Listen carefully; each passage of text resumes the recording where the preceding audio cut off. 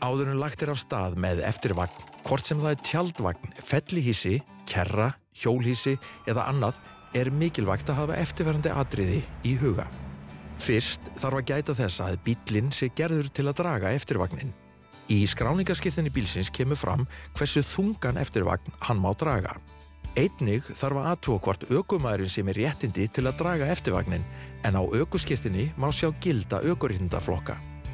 Ökumaður með B-réttindi má ekki draga þyngri eftirvagn en 750 kíló nema samanlögð heildarþyngd bíls og eftirvagns fari ekki yfir 3500 kíló.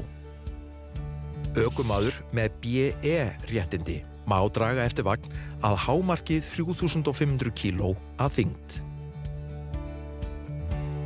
Hafirðu réttindi til að aka með eftirvagnin þarftu að huga að ákveðnum öryggisatriðum áður en lagt af stað. Ef eftirvagnin breiðari en bíllinn og hindrar baksýni þarf að framlengja hliðarspegla bílsins báðum megin til að sjá umferð til hliðar og aftan við vagnin.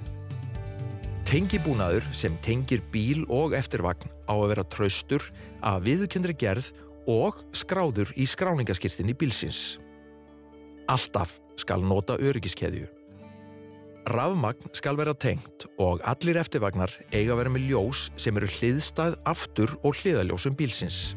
Athugi vel ástand stöðuljósa, hemlaljósa, stefnuljósa, þokuljósa, númeraljós og glitaugu áður en lagt af stað. Eftirvagn breytir aksturseiginleikum bílsins. Bíllinn verður þyngri, getur orðið óstöðugri og rásað til á veginum. Því ættu ökumenn aldrei að aka yfir leyfðum hámarkshraða, en hann miðast alltaf við bestu aðstæður. Með auknum hraða bílsins getur vindur haft afgerandi áhrif á stöðugleika hans og stefnu. Því meiri sem hraðinn því lengri hemlunavegalengdin og þar með aukast líkur á að ekki verða hægt að stöðva í tæka tíð ef eitthvað óvænt kemur upp á. Allir eftirvagnar yfir 750 kíló eiga að vera búnir hemlum. Ef bíllinn búinn ABS-bremsum en vagnin ekki, hætta á að vagnin fari ekki sömu leið og bíllinn ef hemlað skarpt.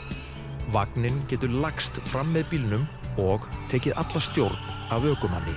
Þegar vindur eða vindhviður ná 15 metrum á sekúndu eða meira, þarf að fara sérstaklega varlega þegar ekið með eftirvagn eða á húsbíl. Brýnt að fylgjast vel með veðri og veðurspá og sleppa því að fara af stað ef hvassviðri á leiðinni og vera tilbúin að bíða af sér vont veður ef það skellur skyndilega á. Nánari upplýsingar eftirvagna, meðal annars skráningu, skoðun, réttindi og tryggingar má finna á samgöngustofa.is/eftirvagnar. Góða ferð!